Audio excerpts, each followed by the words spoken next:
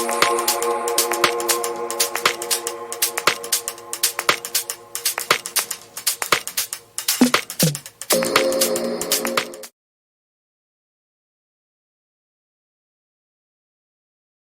oui, allô, bonjour, bonjour. J'espère que vous allez super bien. Donc, moi, c'est Corinne là. Si c'est la première fois que vous tombez sur une de mes vidéos, je vous invite à vous abonner parce que nous avons beaucoup de contenu intéressant sur les soins de la peau ethnique, sur les extensions de cheveux et les perruques. Parce que je suis conseillère en soins de peau ethnique. C'est ça, la semaine dernière, je vous ai présenté les peaux ethniques versus les peaux caucasiennes. On a énuméré un petit peu les différents problèmes que chaque catégorie de peau peut avoir. Et donc aujourd'hui, on va débuter le thème des soins des peaux ethniques. Comment prendre soin de sa peau? Alors, pour prendre soin de sa peau, il faut d'abord déterminer son type de peau. Est-ce qu'on a la peau sèche? Est-ce qu'on a la peau grasse? Est-ce qu'on a la peau mixte? Alors, si on a la peau grasse, comment reconnaître qu'on a la peau grasse? C'est tellement facile parce que, en général, les peaux ethniques sont grasses. Ça, c'est en général, bien sûr, il y en a qui ne sont pas grasses. Et donc, les peaux grasses, ça veut tout simplement dire que vous avez beaucoup de sébum, une surproduction de sébum, donc du coup, le visage est tout le temps brillant et ça produit beaucoup de graisse. Et aussi, généralement, on a des boutons, on a de l'acné.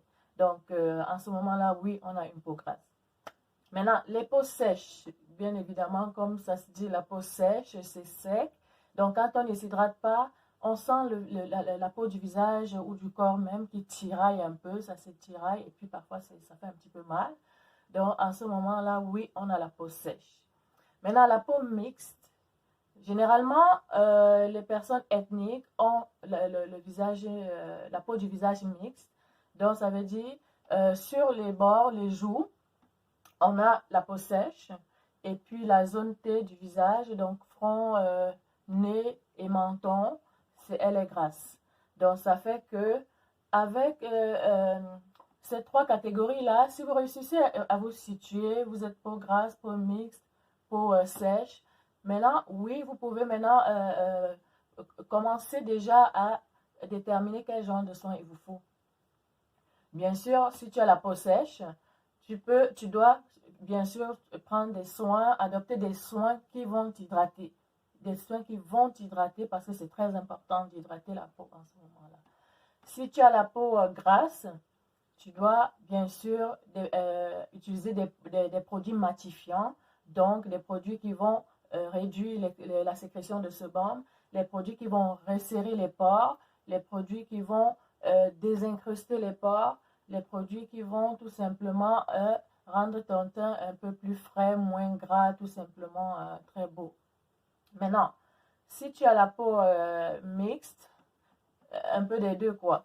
Donc, tu vas utiliser des produits adaptés tout simplement. Mais cela ne signifie pas que forcément, quand on a la peau ethnique, on a forcément des problèmes de boutons. Non. Donc, ou on a forcément des problèmes de peau. Non. Il y en a qui ont la peau normale. Il y a la peau normale.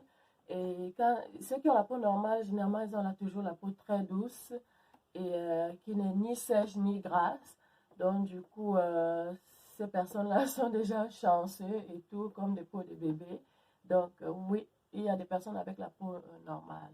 Maintenant, il y en a aussi, bien sûr, qui peuvent avoir la peau sèche, grasse ou mixte. Mais en plus de ça, elles ont la peau, comment je peux dire, sensible.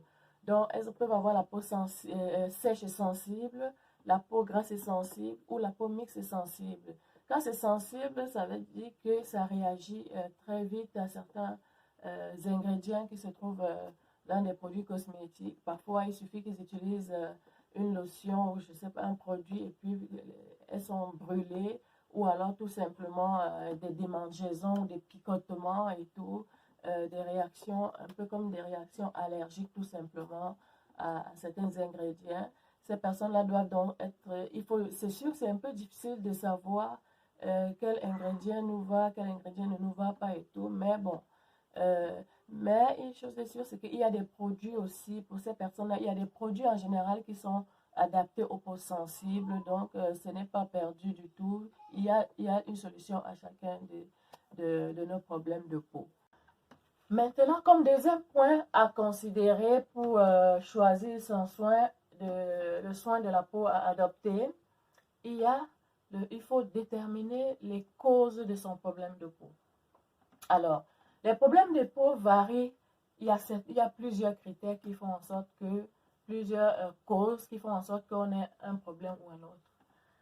Parce que déjà, on est tous avec une peau en bonne santé, en général, parce qu'on ne va pas parler d'exception.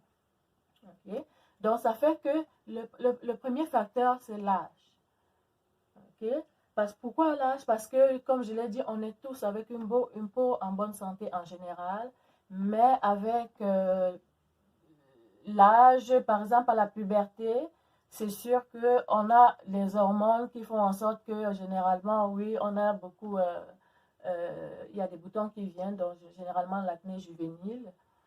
Il y a aussi à l'âge adulte, pour les femmes, où on commence à avoir, quand on est enceinte, il y a les hormones de grossesse qui font en sorte que on produit également, en fait, ces hormones-là font en sorte qu'on ait des boutons tout simplement, qu'on ait le masque de grossesse.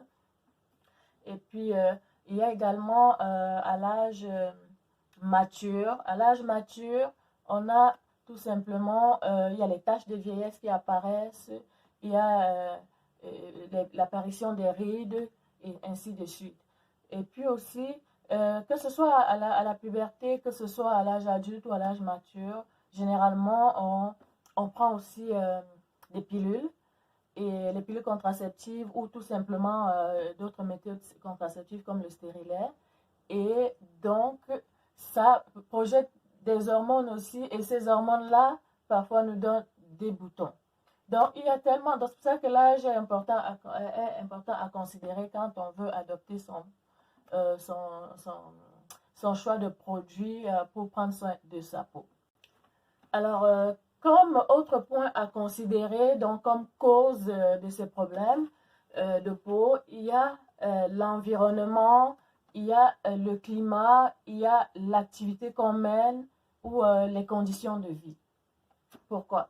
Parce que l'environnement, là où on vit, s'il y a beaucoup de pollution, et puis on le sait très bien, le monde moderne et sa pollution, il y a beaucoup de pollution, et si on est dans un environnement qui n'est pas salubre, c'est sûr qu'à un moment donné, quand on a les pores ouverts, il y a la pollution, il y a la poussière et tout, ça entre dans les pores, ça bouche les pores, et quand ça bouche les pores, finalement, ça fait en sorte qu'on développe des boutons. Maintenant, il y a le climat. Le climat, c'est très important.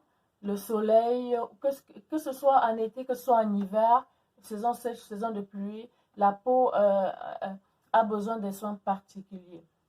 Donc, le soleil, parce que le soleil, ça nous brûle énormément. Donc, l'activité qu'on mène, si par exemple, tu es une commerçante et que tu es tout le temps sous le soleil, donc, ou alors, par exemple, tu es une commerçante de beignets et que tu es tout le temps auprès du feu, c'est sûr que tu vas développer certains problèmes. Donc, déjà, le soleil, ça brûle. Si tu n'as pas de protection solaire, à long terme, ça va faire en sorte que non seulement tu aies le visage souvent très foncé, brûlé à la limite, mais aussi à long terme, ça fait en sorte que ça accélère le processus de vieillissement. Donc, l'apparition des rides se fait de façon plus précoce que quelqu'un qui a chez lui, il a son climatiseur. Quand il sort, il va dans sa voiture qui est climatisée, puis ensuite, il va dans son bureau qui est climatisé. C'est sûr que vous n'aurez pas les mêmes problèmes. Généralement, vous allez constater que les personnes qui vivent dans des meilleures conditions ont la peau toujours un peu plus fraîche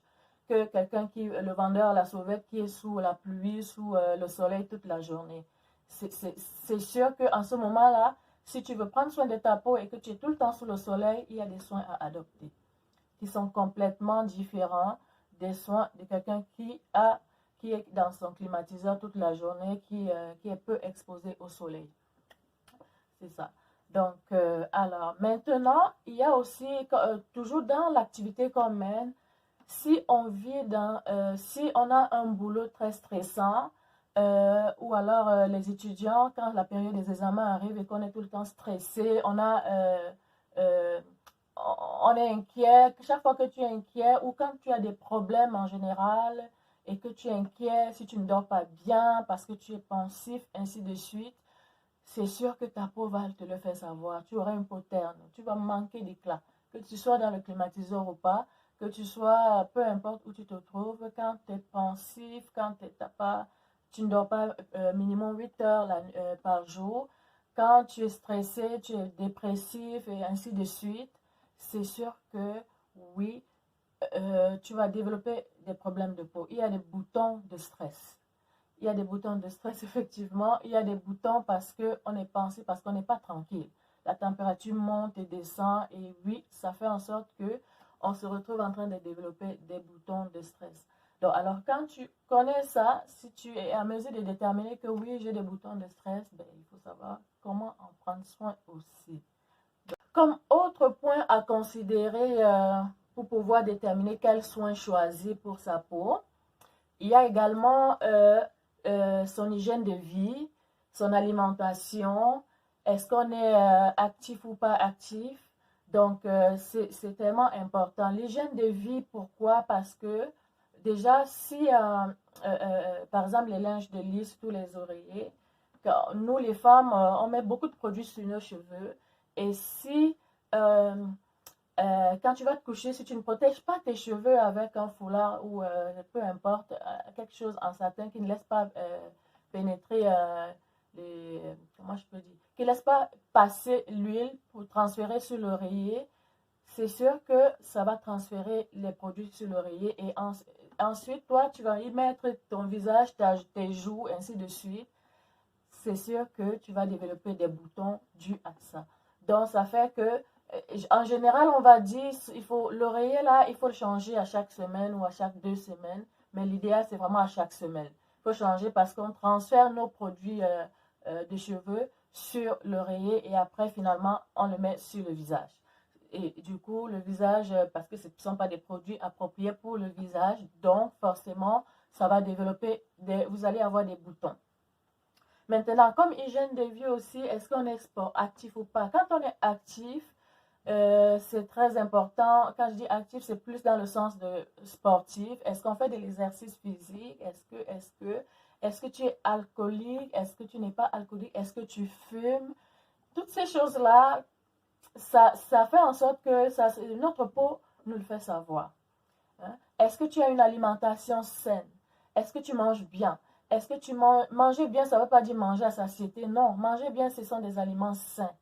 Est-ce que tu adoptes une alimentation riche en vitamine C? Parce que la vitamine C est tellement bonne pour la peau. Donc, quelqu'un qui mange tout le temps des burgers, des aliments gras, aura toujours des problèmes de peau ou soit ça peut être de la peau terne, ça peut être des boutons par rapport à l'autre personne qui mange des légumes, mange vraiment de façon équilibrée et qui très souvent détoxifie son organisme, qui a une bonne digestion, parce que quand on a une bonne digestion aussi, c'est bon pour la peau, mais quand on a une mauvaise digestion, quand on est constipé, oui, la peau, ça se manifeste aussi par l'apparition des boutons ou la peau terne. C'est vraiment très important l'hygiène de vie en ce moment-là. Et ça fait que quand vous essayez, quand vous déterminez, vous voyez un peu, vous faites une analyse, c'est un peu comme un check-up que tu fais sur toi, un bilan. Tu te dis, ok, c'est quoi mon environnement? Quelles sont les conditions dans lesquelles je vis? Tu notes et tu dis, est-ce que ça pourrait être à l'origine de mes problèmes? Si tu réussis à identifier les causes, c'est facile en ce moment-là de pouvoir choisir le soin qu'il faut pour ta peau et ça sera un soin adapté, personnalisé, approprié pour toi. Alors, pour conclure, parce que le soleil est déjà au rendez-vous, donc ça rend les choses un peu compliquées. Donc, ce que je veux dire, c'est que dès lors que tu connais ton problème de peau, dès lors que tu à déterminer le type de peau que tu as. Dès lors que tu connais les causes de ton problème de peau, en ce moment-là, il est beaucoup plus facile de choisir des produits pour prendre soin de sa peau. Alors, je vais m'arrêter ici. Donc, n'hésitez pas si vous avez des questions, si vous avez des préoccupations, si vous avez besoin de conseils personnalisés, n'hésitez pas.